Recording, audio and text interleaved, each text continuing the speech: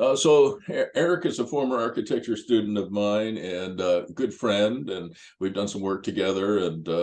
And he's built Rossmann Architects up from, I guess, just yourself when you started to 40 people today, right? Mm-hmm. That's that must be one of the bigger firms in Ottawa and Gatineau. Yeah, That's fantastic. I think we're number one or two. Yeah, I would think so. It's amazing. And you've done some fantastic projects. What would be the biggest project you've done? Oh, that's hard to say. I mean, we've got one right now in Carlton Place. That's about 600 units. Wow. Complex, and we got another one in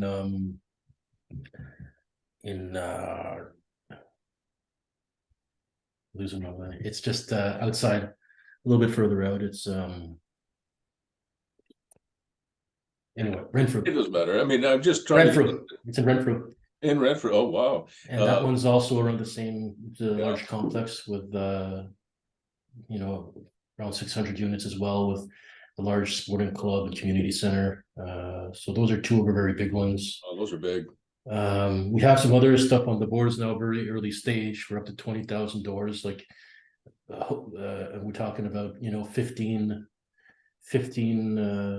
towers between 20 and 40 stories kind of thing. But that's still in the embryonic phases, so that'll take a long time. Yeah. But quite a big stuff like that on the boards. One of the things that I tried to do when I was teaching at the Israeli School of Architecture and Urbanism at Carleton University was I tried to help architects understand, which they did, that beauty and form is very important. And I totally respect the art of architecture, but I tried very hard to also give them the other countervailing argument, and that is that the function was very important as well, that it had to function for the tenants or the guests or the residents or the users or the commercial tenants, whoever they were, even for the passers-by and people driving by, and for the neighborhood and the community. And they had to understand the economics. And that's, remember, you were in my design economics class. And out of all of those students, Erik, there were a number of architecture students who really embraced it, because I said, look, if you could talk the language of a developer, then instead of spending all of your time focused on what the architecture is going to cost, what the engineering is going to cost, in other words, instead of just focusing on the cost side, you can focus on both the cost side and the value side. What value are you creating? And some of them really bought into it, some did not. And you were one of the ones who really understood that you have to be able to talk on both sides of the equation. Yep. There you go. All right. So, Erik, you asked me to do a tutorial, which I've done a little bit of homework on, to talk about industrial development, which is one of my favorite, favorite sectors in real estate. It might even be my most favorite. I really like it. But why did you reach out to me for that in particular? What's in your head there? Well, it's becoming more and more in demand. We see it everywhere. Some of our clients, including traditionally residential developers, are starting to do some of that. So I thought I'd get to know the sector a little bit more. I already understand residential very well in terms of how the cap rates work and how the revenue generation happens. With industrial, I don't really understand the models yet. So that's a good point. So there's similar. I'm guessing it's quite similar, and you probably have financial models for purpose. Purpose-built storage and purpose-built. Where shops, light industrial shops for rental. You probably sell them based on the cap rate as well. I need to know how the equations work a little bit better in this sector. So I can get a similar understanding as I do with residential. So Erik, would it surprise you to learn that here we are kind of post-pandemic, that industrial buildings, some of them are selling for more than office buildings per square foot? I'm talking about. I believe it. Yeah, I believe it. It's very noticeable. It used to be they were based in Ottawa and Gatineau. It used to be back in the day, you could buy an industrial building for $100 to $150 a square foot. and an office space would sell for $250 a square foot. So office buildings were here and industrial buildings were here. But in the last 3 years, the vacancy rate all across North America, in Mexico, in the United States, and in Canada, vacancy rates in industrial have been just dropping. But vacancy rates in office space has just been rocketing up because so many people are now working from home, or they need less office space anyway. And the posted vacancy rate for office buildings in most downtowns across Canada is about 14%. That's what they're saying is the vacancy rate, but I think it's actually much higher. Yeah, it's probably closer to 25, eh? I actually think it might be as much as 45%, and I'll tell you why. For example, Shopify had a lease on a beautiful building in downtown Ottawa, I think on Elgin Street. Yeah. And I worked on that building. I think you did. Yeah, 150. Yeah, exactly. And during the pandemic, Shopify, Toby, the CEO and co-founder, said, look, we're going to make work from home a permanent feature. And so that if, like their chief financial officer, I think lives in California, Northern California, and she works for Shopify remotely. And so very senior people, as well as less senior people, are working from home. So they gave up the entire building, which they had spent an incredible amount of money fitting up. I mean, it was in the many, many, many millions of dollars to fit up. They just walked away from it. So I think some of these buildings downtown Ottawa, for example, or downtown Calgary, or downtown New York, New York City, are rented, but they're vacant. I agree. There's some of that going on. Yeah, I think so. In Ottawa, less so now that they've sent the people back. It's pretty dramatic. If you look on the highway now, like if you're coming back from Canada or whatever, it's since I want to say March 1st or whatever it was, it's pretty dramatic the increase in traffic that you see there. So I think Ottawa's a little bit in a different bubble, but I still think what they're planning to do is they're planning to reduce and get rid of their old assets and concentrate the people and the ones that they've renovated. That's right. And I suspect that the work from home thing is not going to go away, but I also suspect that some enterprises will look for, if they're going to have office space, will look for office space closer to where people live. So they'll look in Canada, they'll look in Orleans, they'll look in Barrhaven. And one of the top planners at the City of Ottawa told me last year that the traffic jams have moved from downtown to the suburbs. And you're seeing that in a lot of towns and cities across North America. Okay. So what you're going to find is now, I'm going to show you in a few seconds here, a few slides, that will show you that industrial buildings, some of them are selling for like $300 a square foot or even more. And office buildings, really big, tall, beautiful office buildings in downtown Ottawa, at least, are selling, maybe $250. And so industrial buildings have gone from $100 to $150 a square foot to $300, or sometimes even higher. I think there's some at $500 a square foot, and office buildings have gone the other way. So I'm not saying that office buildings are going away, because it's still important to bring the tribe together. I mean, I'm going to ask you, out of the 40 people who work with Rossmann Architects, how many of them are in the office? We allow working from home, but we're office led. So by default, people come into the office, but obviously if there's something going on, they stay home. If whatever they have, if they just prefer to stay home for a day, that's fine. But on a day-to-day basis, we expect people to come in. So I'd say at any given time, you probably have about 60 to 80 people in the office at any given time, I'd say. All right. So here's some few slides that I put together to try and help focus our attention. And I think we're doing 2 sessions, so we'll do one today and one, I think, in a couple of weeks. And so it's really kind of a synopsis that I put together on where I think industrial is going. And it's in our next meeting that I'm going to do more spreadsheet work with you. So, and we'll record that too and put it on YouTube unlisted. All right. You can send me the spreadsheets as well. That'd be great. Yeah, oh yeah. What I typically do when I put it on YouTube, it's unlisted. I put my spreadsheets into Dropbox, and then I actually on YouTube I put the links right there, so you can just download. You can watch the YouTube video, download the spreadsheets, and play around with them. So I'll do that. I'll make sure I do lots of spreadsheets. and they'll be available to you. All right. You know what? I know these guys. They just came in. They interviewed us at Avenue 31. Yeah. So if you can put in a good word for me, that'd be great. I would certainly do that. And I think you should use me as a reference because I know these guys really well. I've known Michel Pilon, who's the CEO, the Chief Executive Officer of Avenue 31. I've known him for at least 20 years. He is a former urban planner. Can you put us in contact via email? Yeah, I've got. I've met one of his ladies. Yeah, I've got Jennifer, but I haven't met him. You'll just bear with me. I have that information for you. Okay. Yeah, if you could just put us, if you just said an intro to us, that'd be great. Yeah, I'd be happy to do that. So this is the latest business park that Michelle is involved with. No, sorry, there's one that's newer, which I'll show you in a minute. This is Avenue 31. This is about, I think, a 90 acre site. It's a very good location. The east end of Ottawa is more industrial, so there's more people who live in that area who are interested in working in industrial, in the industrial sector. So it's a really good location. It's got access to a major highway. It's got access to an interchange. And did you know that this particular business park, National Capital Business Park, is on a land lease? Did you know that? No, I didn't. Yeah.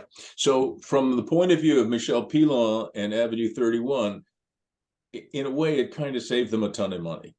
I let's say it's a 90, just make it easy. Let's say it's 100 acres. Do you know what industrial land is selling for right now, Eric?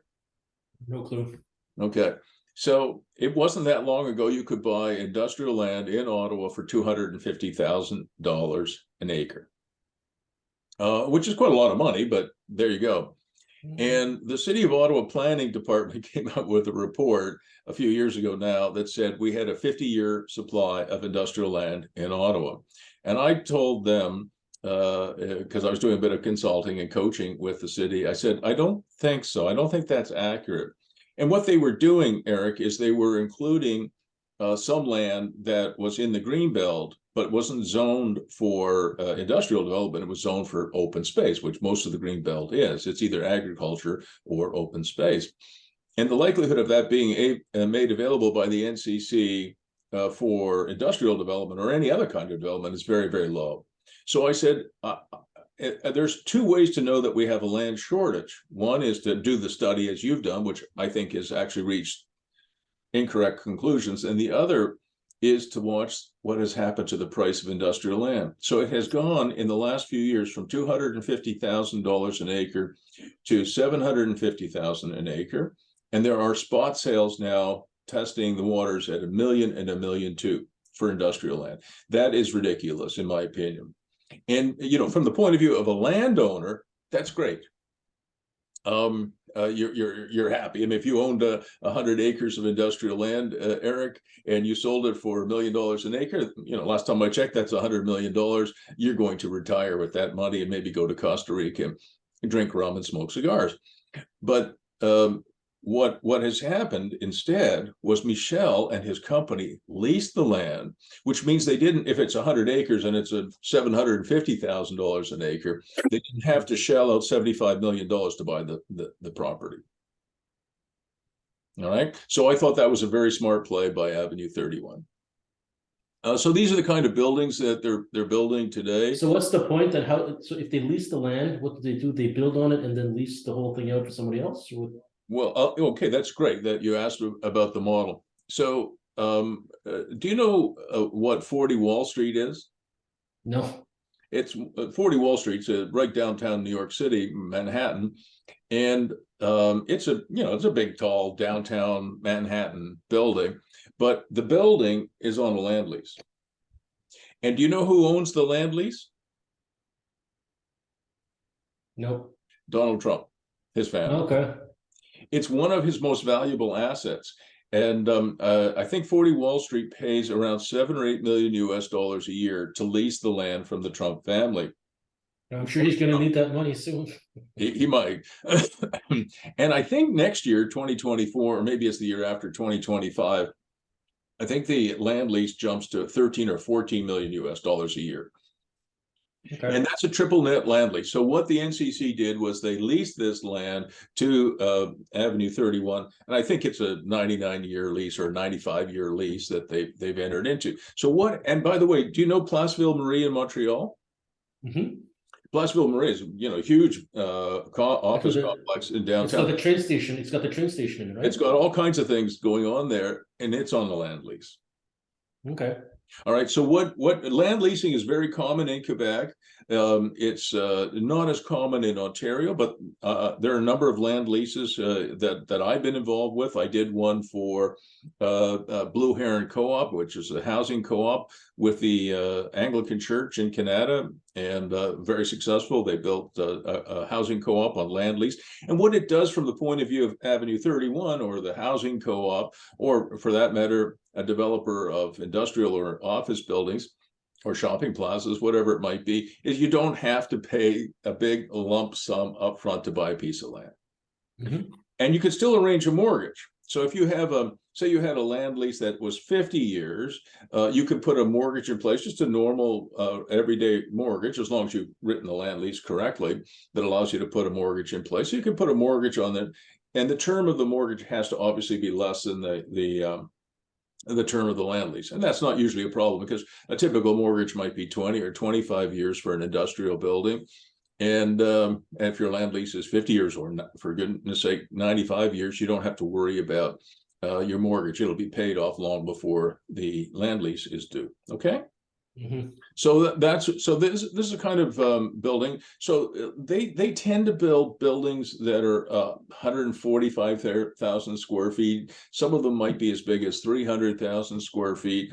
And fulfillment centers, as you know, whether Amazon is using it or Wayfair or another company, can be anywhere from 1 to 2.5 million square feet. So these are pretty big projects, all right? So, to me, 145,000 square foot industrial building like this in Ottawa is big, but in places like Toronto or some parts of Nevada, they have fulfillment centers, I think, that are like 5 or 6 million square feet. So these can be quite big projects. So does he lease them or does he sell them? So no, what they do is okay, I'm going to stop sharing just for a second so you can see my handsome face. So they have a land lease with the National Capital Commission. So they're leasing the land. They put a mortgage in place in order construction financing first, and then a takeout mortgage to build these buildings. But they also have, Avenue 31 has another company they deal with, which I think they control. So here's the developer here. That's Avenue 31. And we'll call this Avenue 31 Investment Corp. Okay. So this corporation over here has hundreds of millions of dollars of investment capital in it, and they lend it to the developer. But I think they also have a say in this thing. So they have a fund. Many developers today, Eric, do you know Colonnade Bridgeport in Ottawa? I do. Yeah. So Colonnade Bridgeport, for example, they have a fund, and I think it's around $750 million. So they have their investors who have this fund, and they own it, and along with their investors. And it's the investment fund that they control, loaning to themselves so they can build and develop. And then they have a number of choices. Once they have finished it, they typically will do a 10-year lease with 2 5-year options. So if Amazon comes along or Wayfair comes along or some other big corporation, Canada Post, who knows what it might be, and they rent 145,000 square feet, same thing if it's 1.5 million or 2.5 million square feet, they do a 10-year lease, and the rates are typically now around $16.50 per square foot triple net.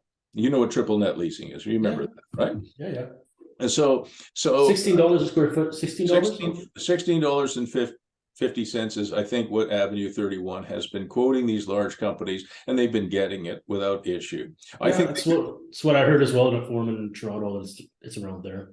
Yeah, and I can tell you out west in Calgary and in British Columbia, industrial buildings are now being rented at $18, $20, and $21 a square foot.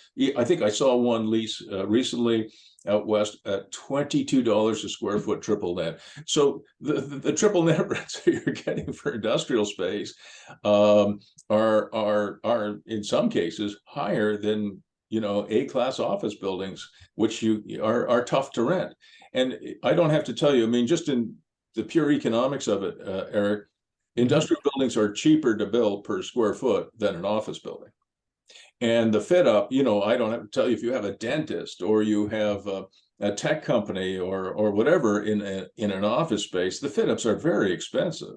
Right? So if you could build an office building, 30-story concrete tower for $550 to $650 a square foot, which is what it's costing by the time you pay for the land and all of the permitting, and then of course building and financing, parking underground, all that stuff. All of that stuff, underground parking, whatever you might have. And then you think, oh my God, I've finished my office building, and then you get a tenant, and the tenant needs a $125 to $175 or even $200 square foot fit up. Now you've got your 550 to 650 square foot building, and you still have to do a fit up to make it available to your tenants, and hopefully the tenants will contribute to that, but you don't know that. So, I mean, the costs are outrageous, and I'm sure because you're closer to this now than I am, you're seeing some of these towers, even residential towers, are costing $600 a square foot, and they're getting canceled. So industrial buildings are the thing, and I think you were very perceptive to ask, at least me, to help you with this, because if you think about an industrial building, there really isn't a lot of fit up that you do.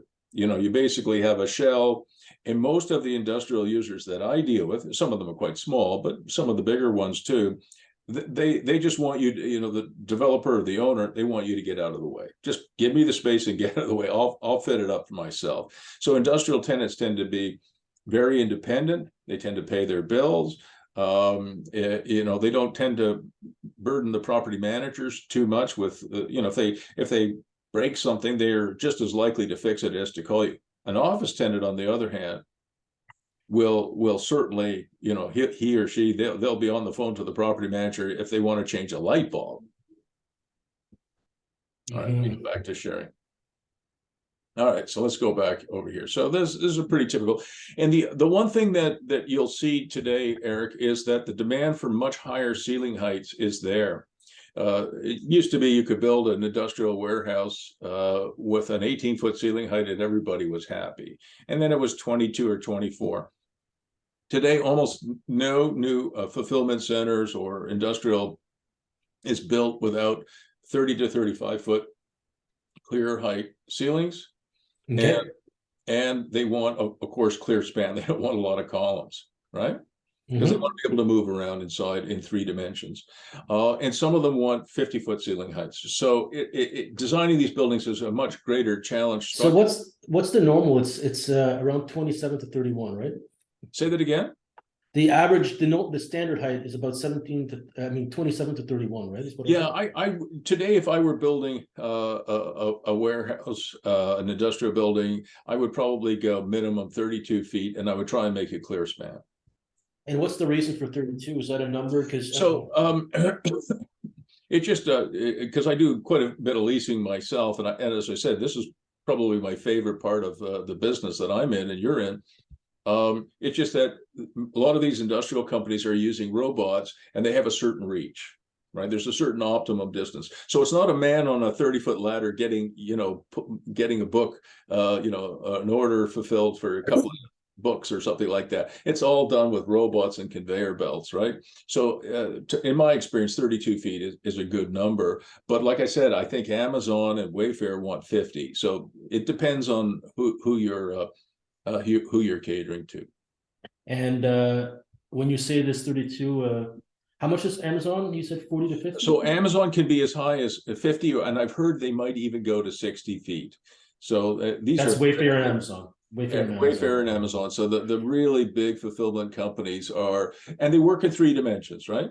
And so if you're running a bunch of robots that that have booms that extend, and they can turn in obviously 360, and they can move in all the dimensions, you don't want a lot of columns that they're going to run into. All right. So, and you're saying, when you say this 32 or 50, is this underside of structure? Or... Yes, to the underside of the truss. So I put together, here's the information on Michel Pilon. He's the president and CEO. There's his phone number, and there's his email address, and his director of business development is Ryan Semple. I don't know if you recognize the last name here, Semple, but his father used to run Canderel here in Ottawa. Oh, nice. No, Yeah, his name was Oakley Semple, and Ryan is his son. And he would be about your age, I think, maybe a bit younger. so how do we go about, because I'll develop the knowledge here. I already have some experience. I've designed quite a few heavy industrial fit ups and stuff like that, buildings, Yeah. quite a few light industrial. The second part, after we did our training, after 2 sessions or so, I'll have to start putting a list together of how we're actually get the business. Yeah, I would like that. I would like to help with that, Eric, because I know most of these people. I'm getting older now too. I'm 70 now, so I like doing this. I like the coaching thing. I like the teaching thing. So I've been around for 40 years, and I know most of the people. So I'd like to help if I can. Okay, and how do we incentivize this? Do we So want like a small? I think you and I know that the really important thing for Rossmann Architect is to come forward with new ideas and a fresh look, and that's what I'm trying to do here with this these tutorials. In other words, if you just simply say, listen, we're good structural engineers and great architects, and we have a great history, which you do, that's a plus, Eric. But what we also need to do is equip you with some new ideas. Yeah. Because otherwise they'll just go to the architects they've been working with for the last decade. Yeah, for sure. All right, so we can work on that. We'll come up with that. So if you're patient with me, I will get to that. All right. Sounds good. Hopefully today. So this is one of their properties, Avenue 31, and I just put it in here as an example. This was one of my clients who wanted to rent Building C at 4120 Russell Road. The term was 10 years with 2 5-year options, and it was going to commence on November 1st, 2022. So you hooked up the tenant with? Yeah, this was my tenant. I'm also a realtor, right? So I still work for a living. So have you heard this one, Eric? Most entrepreneurs will tell you they figure they could afford to retire about 5 years after they die. Yes, I think it's about accurate. Yeah, that's me, and probably you too. So anyway, the area of the demised premises was just under 70,000 square feet, about 69,000 square feet. And the rent was $16.50 per square foot. And they had operating costs of $6.70. Now, those operating costs, $6.70 is their share of property taxes and their share of operating costs, but it does not include utilities. So on 63,000 square feet, the rent is quite a bit. It's about 1.4 or almost $1.5 million. So what does that include? Sorry, 670. Does that include taxes? So it includes their share of property taxes and their share of operating costs. Now, if this was office space, that number would probably be $12 to $15. Yeah, because the property taxes on office buildings are very high. Whereas there's more common areas to pay for. And there's more common area. There's a lot more cost involved in running an office building. Property management costs are much higher. Everything about office buildings really basically suck. Now I build office towers, as you know, and I'm glad I don't own any anymore. So 670 is a very good number. But the tenant still has to pay his or her own utilities on top of that. All right. And so you asked me, what does Avenue 31 do with it? So they borrow money from this fund, they build the building, they lease it out. Some of them they keep, some of the buildings they add to their portfolio, but some of them as well, they will sell to REITs, real estate investment trusts, pension funds, and publicly traded companies, and even to an investor group. All right. But the land will still belong to the NCC, correct? Yeah. The land will belong to the NCC probably in perpetuity, as long as there's a Canada around. Okay. So 2 years ago, and maybe even a year ago, they could sell these buildings at a 4.5% cap rate, maybe even a little bit less. So, but today, because interest rates have gone up, they would be able to sell them at around 5.5%. So it's very easy to figure out what their sale point is. How much was it before, you said? It was around 4.5%. Okay. So 2 years ago, they would have sold some of these buildings. They would have sold it for 1650 divided by 0.045. They would have sold it for like $360 or even $370 a square foot. All right. But today the market has cooled off, even though industrial is still doing very well. It's doing very well because Canada, the United States, and Mexico, under the USMCA, US Mexico Canada Free Trade Agreement, they are thousands of, probably hundreds of thousands of companies are reshoring their production. We're talking about silicon chips, we're talking about just about everything.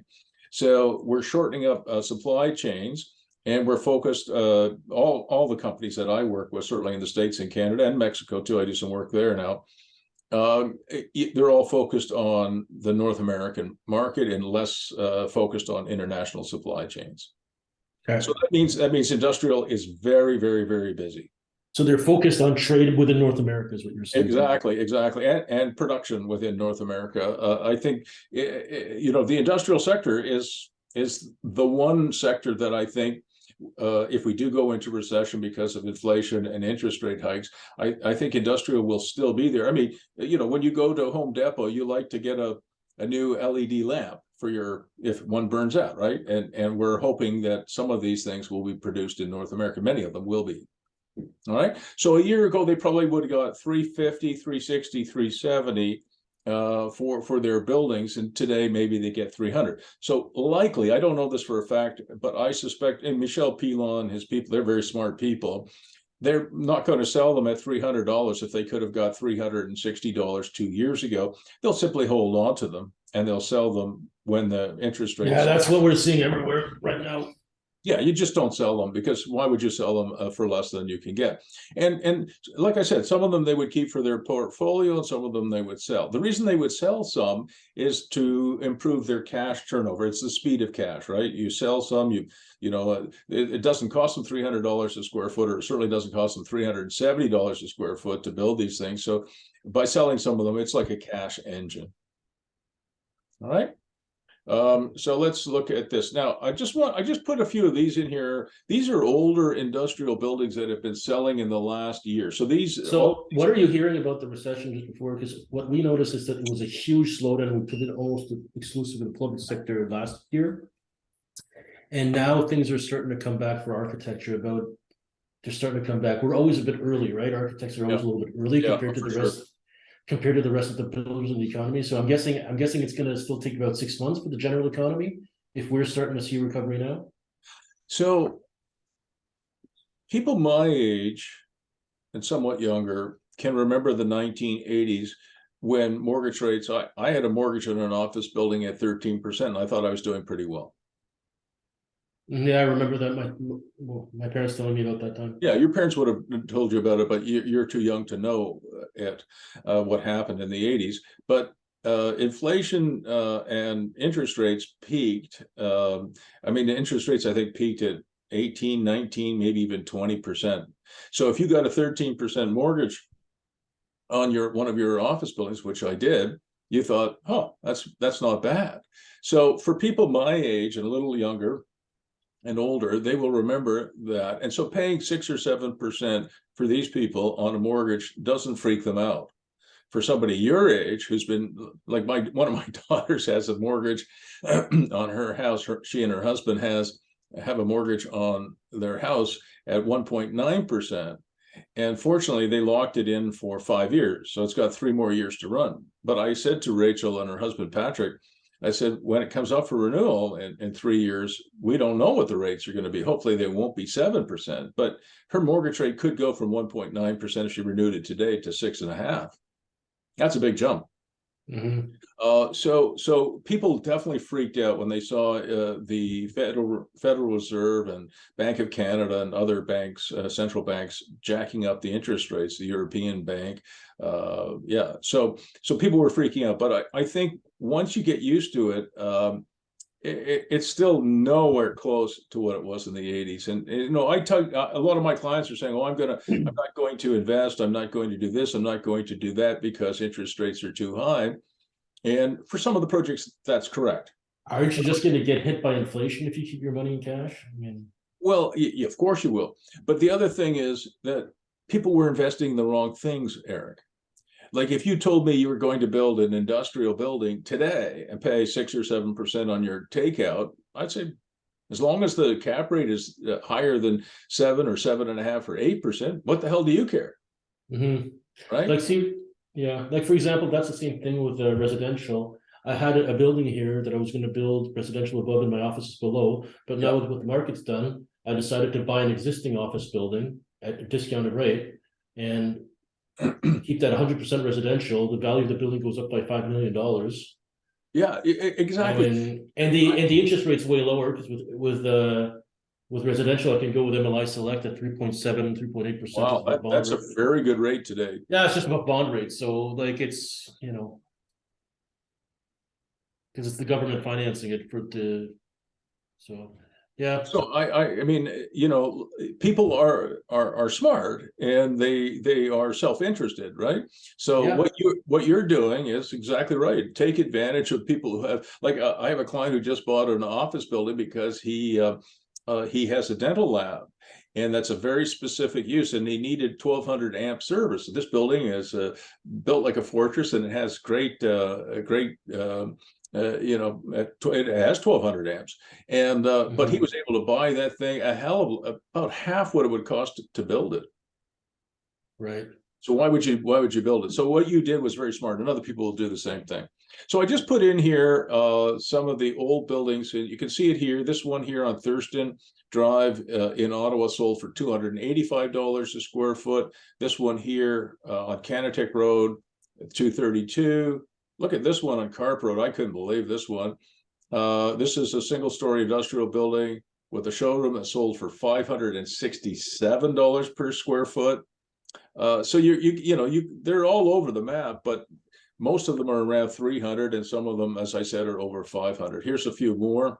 This one on Robertson Road, I guess that's probably Bell's Corners. That's the self-storage business. It's $274 per square foot of built-up space. This one on Westbrook Road. Where's that? Westbrook Road, I think, is near Carp Road. Mhm. Look at the selling price here, $474 a square foot. It was it's just a single story industrial building with a Quonset hut on a 4-acre site, $474 a square foot. Lola Street sold for $282 a square foot. So I think the floor for most industrial properties, and these are not new buildings, right? Many of them are quite old, is probably around 300. I think there's support at 300, and it could be as high as 500. And here's just a bunch more. Colonnade Road, I'm sure you know that, 336. Bantry, again, that's really high, 577. Another on Bantry, 504. Lancaster Road, that was a good deal, I think, 198. That's very unusual. And here's more typical. This would be Tansley Drive in Carp again, 310. I got a few more here. I just got a couple more. This one was the outlier. Blackwell Street was purchased for $678 a square foot. It's improved with a single-story industrial building with a partial second floor mezzanine. And it's relatively new. Most of these buildings were built in the 60s, 70s, and 80s. So this one at 2002 is only 20 years old, right? Or 21. Okay. And here's another one on Trim. Oh, I got a few more, 237. And then I put in here for you office building sales. I mean, they're going for less than the industrial buildings. Here's one, March Road in Canada. You know, that's a good address, right? Yeah. $110 a square foot for this office building. Here's another one on Lancaster Road. Richcraft bought that, $195 a square foot, so quite a bit less than industrial. Palladium Drive in Canada. I mean, Eric, you and I could not build that building on Palladium Drive for $225 a square foot. There's no way. Today, that probably would be $500 to $550. The one I'm looking for right now, they're asking for 4.1 million. Yeah. And it's just under 18,000 square feet. So what does that work out to per square foot? 227, which is a little bit high, I guess, based on this. Well, I mean, this one on Palladium Drive is 225, right? So, but this one is downtown Hull. It's got some a little bit of land for parking that comes with it, and it is premium fit up. Like the fit up is really good, but no, I don't think that's I think that's about right. But here's another one on Montreal Road, $183 a square foot. So what I'm trying to say is that your decision to focus on residential and industrial, in my opinion, in this economy is a very good one. There, I don't have to tell you that pretty much every city in Canada, the United States, and also many cities in Mexico City, for example, is having a housing crisis because, you may not know this, but 1 million young Americans and some not so young Americans have moved to Mexico City.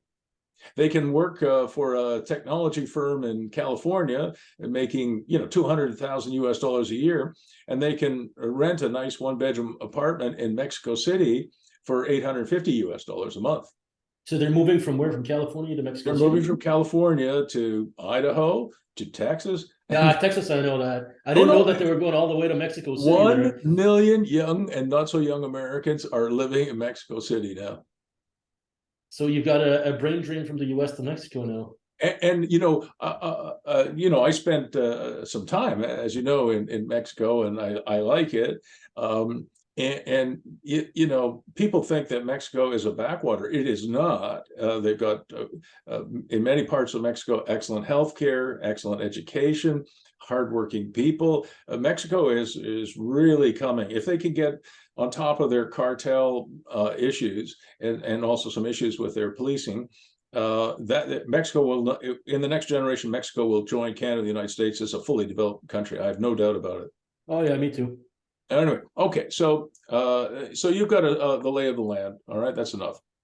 All right, so I just put this in here for you as when you're looking at industrial versus office space, and I've told you most of this already. Industrial tenants are less picky. There's fewer complaints. They tend to fix things themselves. They pay their bills on time. They pay their rent. Many of them do their own fit up at their own cost. The fit ups are much less costly.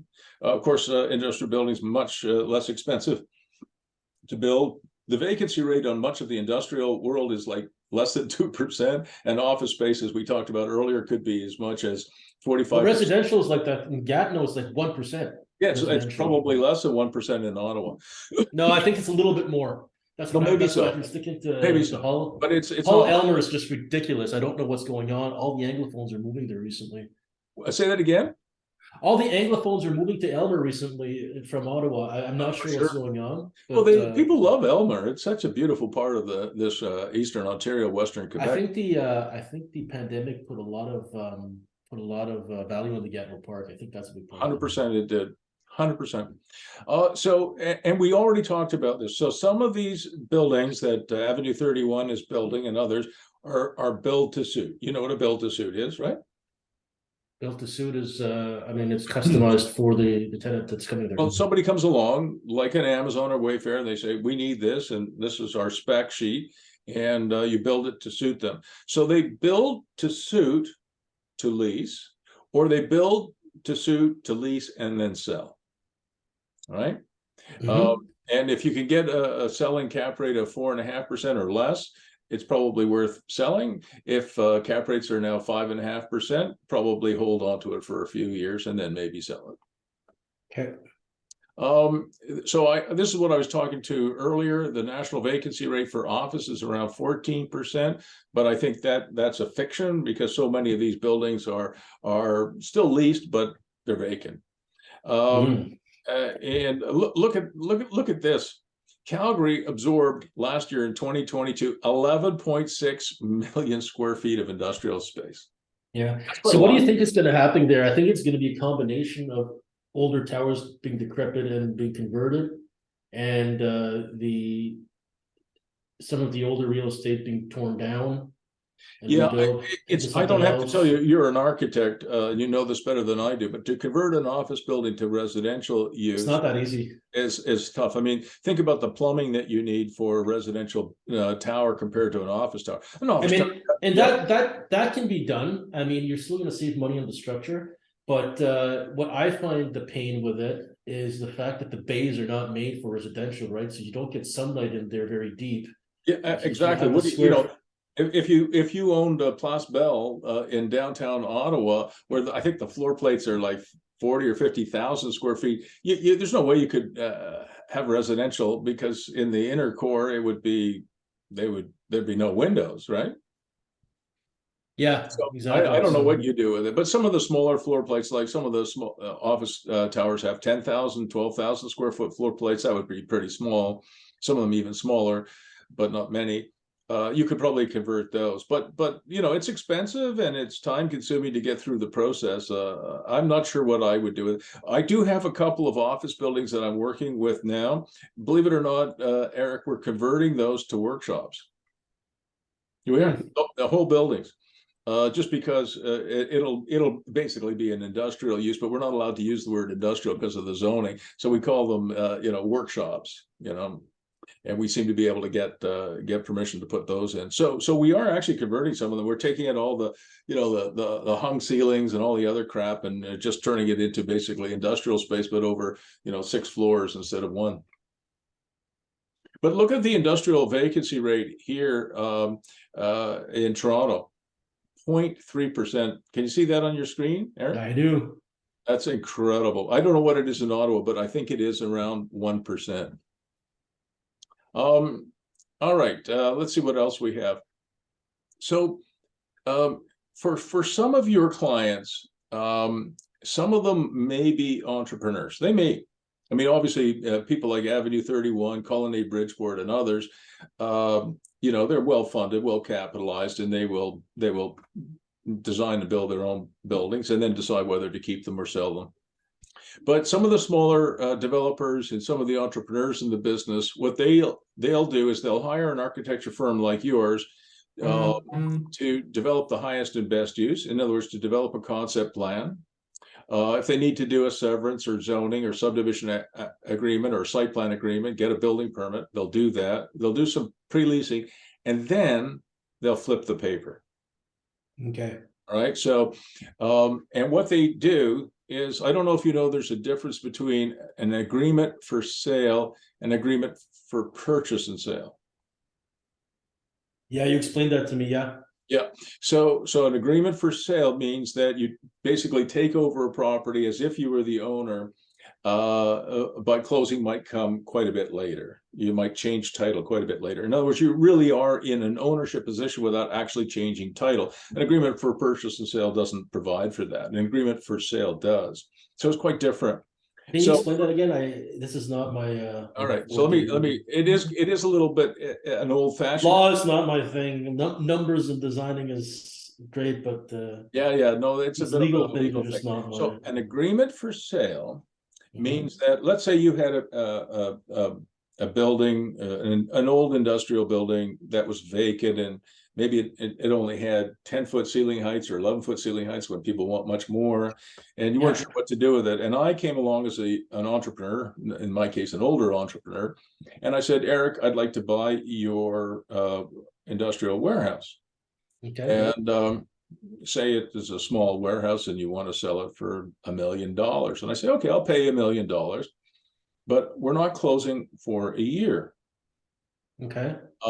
And so I would use an agreement for sale as opposed to an agreement for purchase and sale. And I would say, okay, the agreement is $1 million paid in 12 months, but the agreement for sale provides for me to take over every aspect of it. In other words, it would be my concern about, paying the property taxes and paying the utilities, but I would also be able to renovate it at my cost. I would be able to lease it.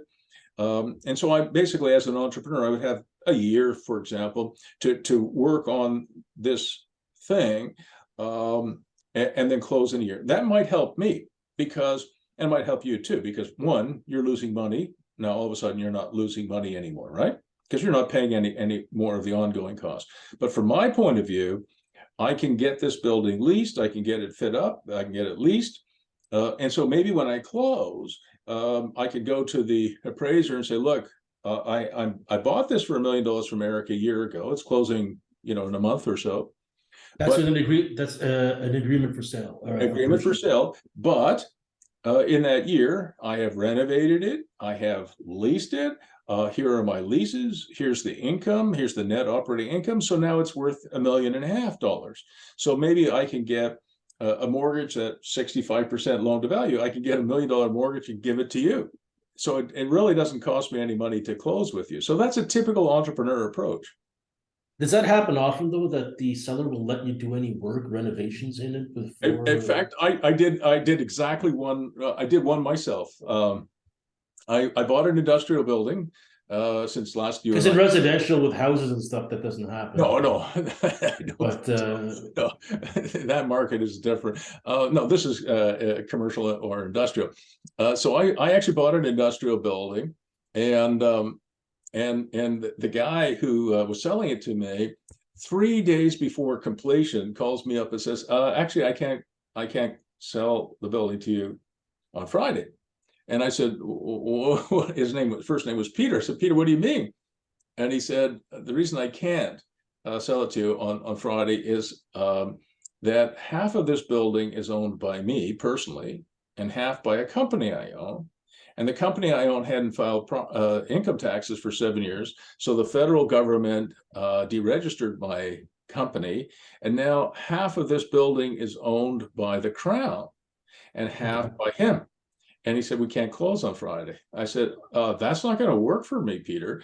And you're calling me 3 days before completion to tell me this, but you said that you hadn't paid your income taxes for 7 years. So this is not, you could have told me this 6 months ago when we signed this deal. I need this building. I've got some of my own stuff I have to move in there. And I've got a bunch of tenants moving in there on sort of Monday. So what we did, we switched from an agreement of purchase and sale to an agreement for sale, which meant on the Friday, I was able to take over the building. I changed the locks. I moved the tenants in on the Monday, and I acted as if I owned it. And I said to Peter, this is not my issue. This is your issue. When you file your income taxes and you pay your income taxes, you can get back to me, and I'll be happy to give you the money that was promised. It was actually with my lawyer. I mean, I had all the money down at the law office ready to close this transaction. I said, it's all there. I said, it'll just sit there until you, but in fact, that's not what happened, Erik. It took them 1.5 years to work this thing out with the government of Canada, with, I guess, Canada Revenue Agency. And so I said to my lawyer, hey, you might as well give me my money back, and it's not doing any good, and your trust account doesn't make any, it just doesn't make any interest. So you were the seller on this? No, I was the buyer. You were the buyer, okay. Right. So it was the seller who couldn't close. Okay. So we switched from an agreement of purchase and sale to an agreement for sale. And so I was able to close without closing and fulfill all my commitments to both to my own people and also to my tenants. I have been leasing the damn thing. So the agreement for sale is more flexible than the agreement for purchase and sale. Definitely. And it's something that has been forgotten about. I mean, most people have forgotten about it, but it's a very, very good agreement for this sort of thing. Agreement for sale is more flexible. Yeah, than an agreement for purchase and sale. An agreement for purchase and sale, you've signed many of them yourself. You know what they are. This agreement for sale is an old-fashioned kind of way of doing things. And it works really, really well for the kind of situation. But it can work for the... Is it better for the buyer or for the seller, you'd say? Well, it's certainly better for the buyer, right? Because typically you get a long closing date. It could be 2 years. I mean, I did one for a client of mine. It was a 4-year agreement for sale, right? And the reason for that was the seller was locked into a mortgage that they could not get out of. They just could not get out of, and it was an unreasonable expectation that the buyer would assume that. And in fact, I think it was non-assignable. So we did a 4-year agreement for sale. But the good news from the seller's point of view is that they are relieved of all their obligations. Yeah, I think you can't do this in Quebec. I'm not quite sure, but I think I verified that they don't do that here. Yeah, this is Ontario. Like I do Yeah, not. I think this is Ontario specific thing. Yeah, I think so too. I do not know. I'm not sure if it exists elsewhere in Canada either. Yeah, so I think agreement for sale, you would find it in pretty much all of English Canada, but French Quebec obviously has common law, and it's a very different system. So you're right to point that out. All right. So let's just keep going. So at this point here, after you've done the concept plan with a client, you've done whatever applications you need to do, your client has done some pre-leasing, they might flip the paper to a developer. And then the developer would do the construction financing, the design of the build, the takeout financing, and then they would keep for their own portfolio or sell it. So you're talking about like a manufacturer of some signage or something like that comes to No, not necessarily. Like one of my clients, a young woman actually, she does this all the time. And she will buy a site using agreement for sale. She's a hell of an entrepreneur. She'll do these steps here, and then she'll flip the paper to somebody like a Colonnade Bridgeport. So she's basically acts as a land developer almost in that case? She acts in the role of the land developer and she will take it right through. She won't, generally speaking, go to site plan agreement. That she would probably, and building permit, she would leave that for the developer to do. But she would certainly take it through the process to make sure that the zoning was in place. If there's any, and how much does she have to put? How much does she usually have to put down the land? Does she have to buy it outright? Under an agreement for sale, it can. Oh, that's what she does. Okay. It could be very little. It could be like a $15,000 deposit and the closing in 2 years. Okay, so that's what she's doing. Okay. Right. But the other thing that a buyer like her first name is Karina, brilliant young woman. Another thing that Karina might do is, let's say you wanted to sell a site for $1 million, and she might say to you, well, Eric, I'll give you 1.2 million. I'll give you a 20% premium on you. And you go, whoa, this is great. But it will close in a year or even 2. And what she'll do is, I mean, she's done one right. In fact, last year, she bought a site for about $2 million. She rezoned it, upzoned it from, I think, 3 or 4 stories to, I think she got 9.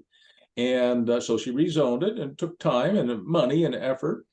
And then she flipped it for, I think, $5.5 million. So, her all-in costs were about $2.5 million or $2.7 million, and she flipped it for over 5. So she's done very, very well. I mean, she's really good at this. But that's the entrepreneur side of the business. But somebody like Colonnade Bridgeport would provide the construction financing, do the build, do the takeout financing, and keep it for their own portfolio or sell it to a REIT, a pension fund, a public corporation, or an investor group. Now, this is important. The last 3 things are really important. Do you know people at Colonnade Bridgeport?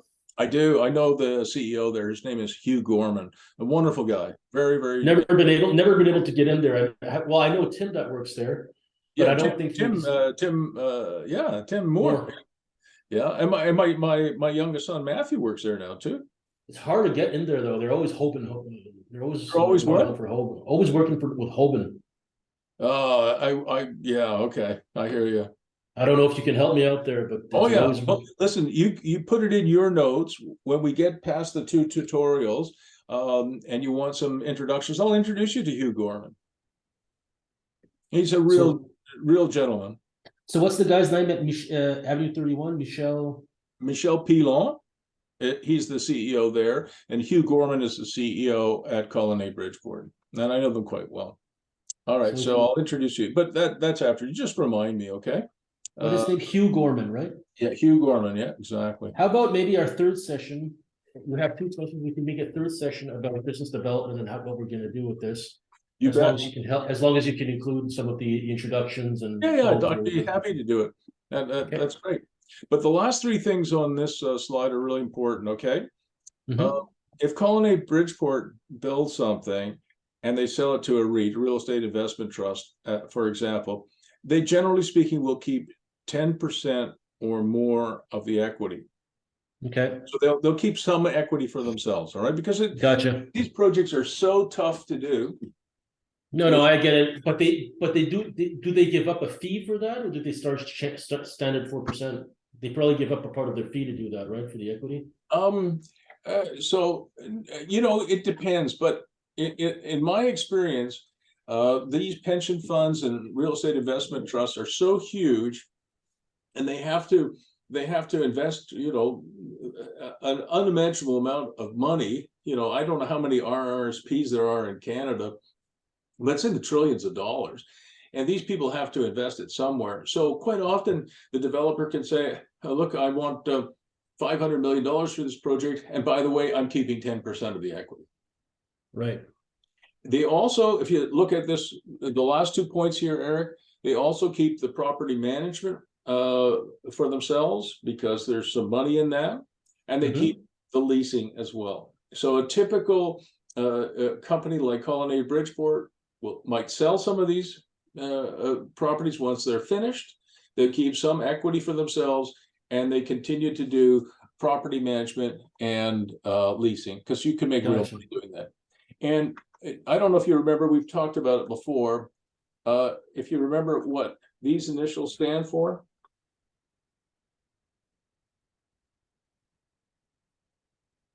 Do you remember what CMRR stands for? What does C stand for? I'll tell you the rest. Committed. No, I don't remember. So committed monthly recurring revenues. That is the holy grail of business, right? One of the problems with architecture practices, I don't need to tell you this, you know it, is that once you finish a project, that's it, it's done. Yeah. And so what a lot of these developers are doing now is, the reason they want to keep the property management and they want to keep the leasing is that you get monthly recurring revenue. Yeah, that's why maintenance projects are so nice, because they're always on a wheel and they always come around, right? That's why architects, it's not very flashy for architects to do it, but it's a very good business to have to keep the What were you saying? maintenance, building maintenance, refit, stuff like that. That's pretty much the same, right? I mean, the project is over, but you can guarantee that there's going to be, like, if you're on a standing offer list, there's going to be another one, and it's money that they have to spend. Like, the government gives Carleton University, the hospital, or whatever, they have this amount of money. If they don't spend it, they don't have it the next year, so they have to keep on doing it, right?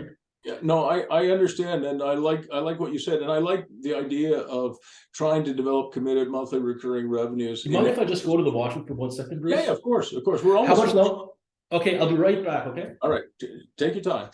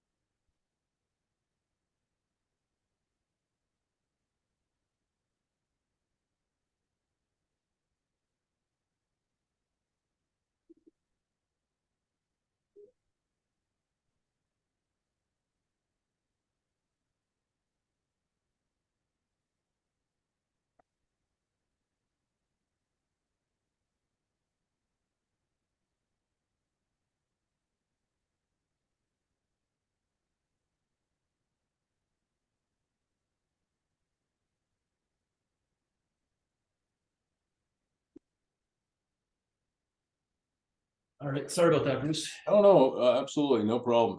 Okay, so we're just gonna spend a couple more minutes on a few things here. Hang on. And this was an important slide because when we're doing the biz dev part of the work we're doing together, as you know, we can't go to Colony Bridgeport or Avenue 31 or any of the others with just the same old, same old. So we need to add something different. And I was thinking about that actually yesterday and the day before yesterday as I was preparing these slides for you. And one of the things I wanted to emphasize was this here. You know, I like the contractor yards business, right? Yes, I do. Here. So one of the things that, if you look, this is a typical site plan. This is an Avenue 31 site plan, and this was the area that my client was interested in leasing here. That's about 68 or 69,000 square. You know who just emailed me, Bruce? Who? Avenue 31. Isn't that wonderful? Who? Matt, his name is Matt Blasioli. Yeah. Oh, very cool. And awesome. his boss, yeah, Michelle, wants to meet about 216 Montcalm and Gatineau because he really likes the project. Oh my God. You know who Michelle is, right? Michel Pilon, right? Yeah. So he wants to meet next week. Could you do me this favor after we hang up? Can you send an e-intro to me and Michelle? me I'll do that. and Michelle? Because Michelle is not. Would you mind? Is not. Would you mind forwarding that email to me now? And make sure it comes to bruce@brucemfirestone.com. That's my current email address. Just forward that to me, Eric, right now. And the email from Matt, you mean? Yeah. And I'll make sure I introduce you to Michelle. Bruce and Firestone. Yeah, so let's see. FYI, please. Yeah, just FYI, I'll do the introduction after this afternoon before I shut my computer down. Okay. I just sent it to you. If you just confirm that you got it, that'd be great. All right, it will. Give me one sec here. All right, I'm just waiting for it to come in. I'll hit the send receive.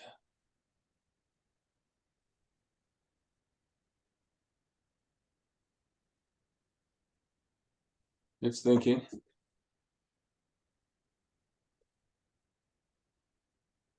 Hasn't gotten there yet? Not yet. I'll let you know when it gets in here. Oh, there it is. Okay, I got it. All right, there you go. It just came in. All right. Okay. I'll do that this afternoon. All right. So Sounds this good. is a typical Avenue 31 site plan, right? And when I looked at that, I said it's pretty good. It's not bad. You know, you got some parking here, but there's a few things that I would certainly change.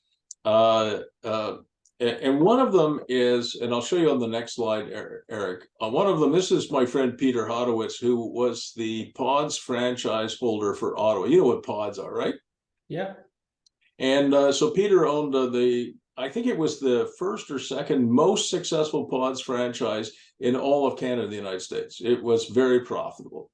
And so Pods is a pretty typical user. And you can see on the left-hand side, you know, look, they're stacking these units. I think they're 7 foot high. So they're stacking 21 feet. And you can see they're right to the underside of the truss. So Peter would have liked to have gone 4 high. So he would have preferred a 32-foot ceiling height.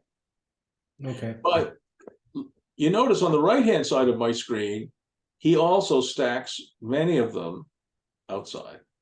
So are these still considered contractor yards? Well, I mean, I consider it a contractor yard. Anything a contractor uses outside is a contractor yard as far as I'm concerned. Okay. So what I'm trying to get at is if I were helping you and Michelle design his next buildings, I would want to have, you know, these beautiful buildings that they're building, but I would also want to have outdoor storage for these guys because I know that cities and towns, they want pretty. I get that. And they don't think outside storage is pretty. I understand that. But if you talk to industrial users like I do, which is pretty much all the time, they're not really that interested in pretty. They're interested in efficiency. You know, I've done work for Lee Valley Tools, and that is one of the outfits, Eric, that is the most concerned with pennies and nickels and dimes. I mean, they are very, very cautious on the cost side, and they really, really want to be efficient, right? And so what I'm getting at is if you look at this site plan, and if you had to store something outside, I'll bet you when you go 2 years after they open these buildings up, if you go there, you're going to find people are using outdoor storage, and it will be all done illegally, right? I mean, there are no storage yards here. So I would want to have a place, and I would screen them in so they don't look like crap, right? They'll look reasonable. But I think in terms of differentiated value, some of the things that I would do would be, I would put a great deal more emphasis on efficiency. And part of that is what you see on the left-hand side. So contractor yards outside, drive in, drive out.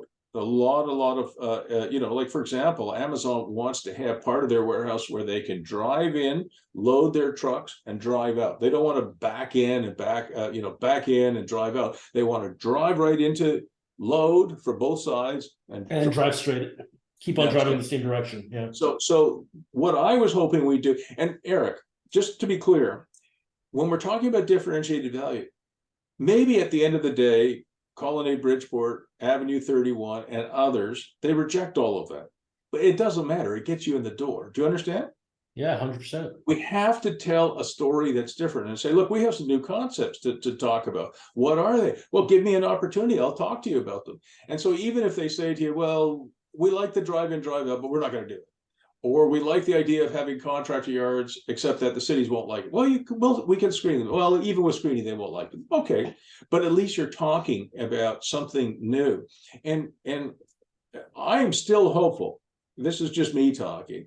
I'm still hopeful that we can talk to these cities, and I've done this myself, and we can say, look, we want beautiful buildings. Oh, I get that. We want to be proud of our business parks and our industrial parks. But can we also think about, making sure that the tenants are efficient and effective? And that's what I'm trying to say here. So on the left-hand side, you'll see on my screen, drive in, drive out, outside contractor yards. The last thing down there is playland, outdoor playland. Something that is missing from industrial areas is a place for people to go out and have a picnic in the summer. We only have 113 days of summer a year. The rest of the time it's fucking winter. So, excuse my language, it's winter.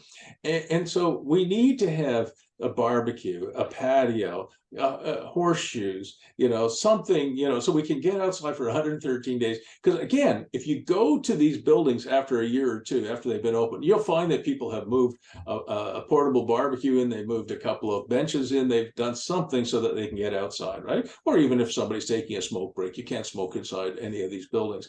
So you want to have some outdoor areas that are there are some fun things to do for the 100. And have you ever hung out with industrial guys on a Friday after? Oh yeah, they're a lot of fun.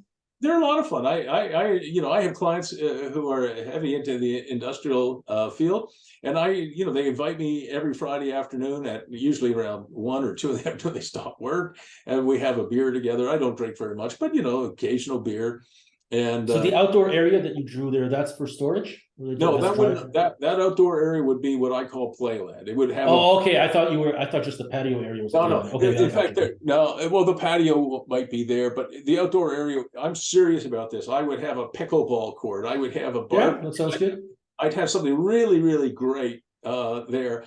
And what we're trying to do is we're trying to give our tenants efficiency and effectiveness. And part of the effectiveness is attracting employees to work in your business. 100%. And if you can break on, we only have like 113 days. What is that? 12 weeks of summer. I'm going to have to get going, Bruce. I'm sorry. I have another meeting. No, it's okay. I'm happy to let you go. And the last thing that I put in here for you, and this is, we've recorded, so it'll go up on YouTube and you'll get a copy of it, is an accessory residential unit that many of these people have millions, even tens or even hundreds of millions of dollars of stuff inside their buildings, right? And they would like to have a site superintendent apartment.